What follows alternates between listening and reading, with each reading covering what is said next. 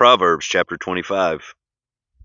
These are more Proverbs of Solomon, copied by the men of Hezekiah, king of Judah. It is the glory of God to conceal a matter.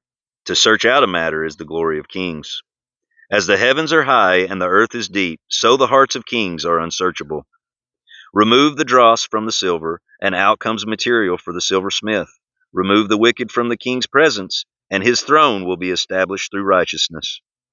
Do not exalt yourself in the king's presence, and do not claim a place among great men. It is better for him to say to you, "Come up here," than for him to humiliate you before a nobleman. What you have seen with your eyes do not bring hastily to court, for what will you do in the end if your neighbor puts you to shame? If you argue your case with a neighbor, do not betray another man's confidence, or he who hears it may shame you, and you will never lose your bad reputation.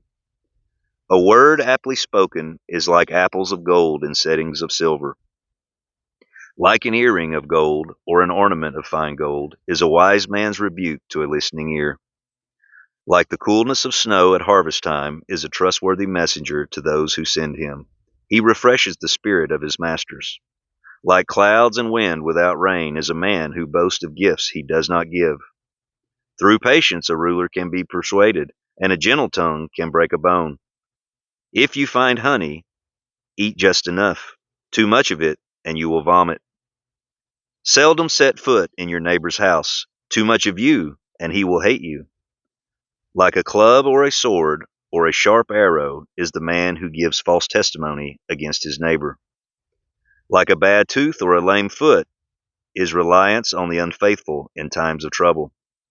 Like one who takes away a garment on a cold day, or like vinegar poured on soda, is one who sings songs to a heavy heart.